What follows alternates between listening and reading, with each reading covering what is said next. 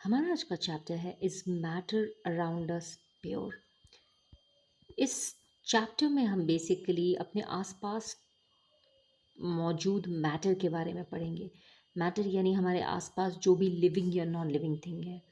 तो जिस तरह से सारे के सारे लिविंग ऑर्गेनिजम्स सेल से बनते हैं, all the living organisms are made up of cells, उसी तरह से ऑल द मैटर, चाहे वो लिविंग हो या नॉन लिविंग हो, living and non living both, आपके आसपास आपको जो भी दिख रहा है ये एक सबसे छोटी सी राउंड स्ट्रक्चर से बनते हैं जिनको हम एटम्स कहते हैं। We call them atoms. हम इनके बारे में भी थोड़ा सा डिस्कस करेंगे। सारे के सारे मैटर को हमने दो पार्ट में डिवाइड किया है, प्योर और मिक्सचर। प्योर सब्सटेंस का मतलब है जो एक ही तरह की चीज़ से बना हो। जैसे कि आप यहाँ देख सकते हैं कि यहाँ पर प्योर सब्सटेंस में एक हमारे पास एलिमेंट आता है। एलिमेंट में आप देख सकते हैं सारे ब्लू कलर के एक ही तरह के डॉट्स हैं। तो एलिमेंट की खास बात क्या है कि element is made of same kind of atoms, same kind of atoms, same kind of atoms.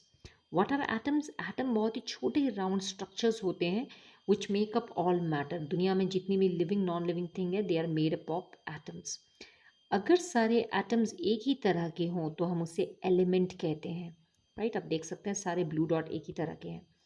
कभी कभी एक एटम से अगर स्टेबल ना हो यानी कि अनस्टेबल हो तो वो किसी दूसरे एटम के साथ कंबाइन होकर एक और सब्सटेंस बनाता है जिसे हम कहते हैं मॉलिक्यूल। मॉलिक्यूल। सो मॉलिक्यूल और एटम में फ़र्क क्या है कि ज़्यादातर एटम स्मॉलेस्ट सब्सटेंस होता है, मॉलिक्यूल इससे थोड़ा बड़ा हो सकता है। मॉलिक्यूल सिंगल भी हो सकता है। It can be an atom can also be called a molecule अगर ये स्टेबल है तो। If it is stable it can be called a molecule. नहीं तो एक एटम जब कंबाइन हो जाता है किसी और की तरफ, किसी और के साथ, तो भी हम इसे मॉलिक्यूल कह सकते हैं।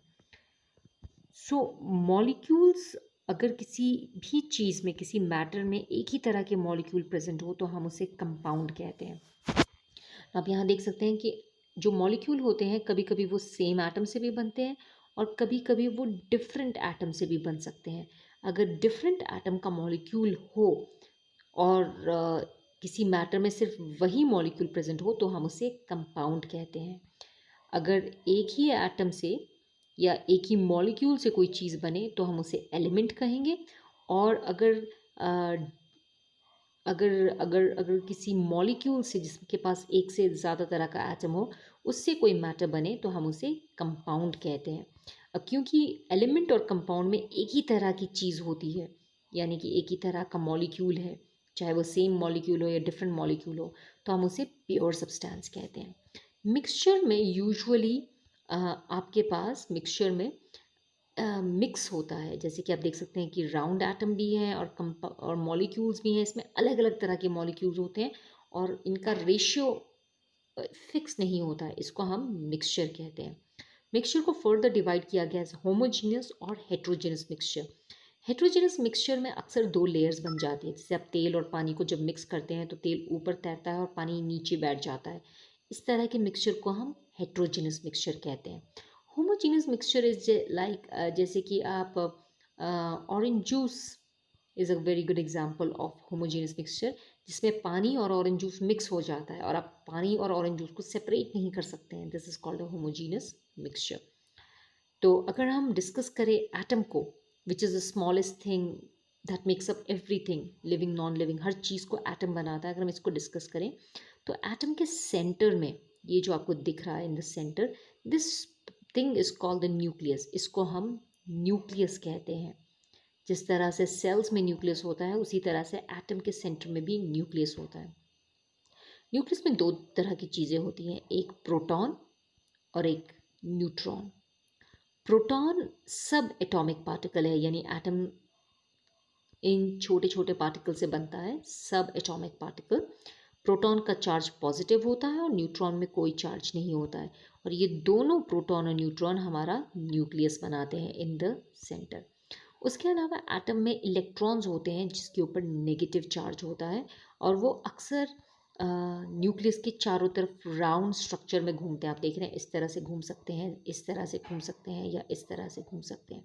So this is called an atom. तो हमने डिस्कस किया था कि यूजुअली एक एलिमेंट में एक ही तरह का एटम होगा। आप देख सकते हैं सिंगल एटम या ये मॉलिक्यूल के फॉर्म में प्रेजेंट होगा, बट होगा एक ही तरह का atom. This is an element, right. अगर हम कंपाउंड की बात करें तो कंपाउंड में मॉलिक्यूल तो प्रेजेंट होंगे, लेकिन वो molecule is will be made up of different kind of atoms. तो अगर हम एटम को मॉलिक्यूल को डिस्कस करें और एटम को डिस्कस करें, एटम से मॉलिक्यूल्स बनते हैं और मॉलिक्यूल्स सेम तरह के भी हो सकते हैं, जैसे हाइड्रोजन हाइड्रोजन, ऑक्सीजन का मॉलिक्यूल, क्लोरीन का मॉलिक्यूल, या मॉलिक्यूल में अलग तरह के एटम्स भी हो सकते हैं। जैसे वाटर को लें तो वाटर का फॉर्मूला है H2O। इसमें आप देख सकते हैं 2 हाइड्रोजन और 1 ऑक्सीजन है, right. So this is a molecule of water, they are different.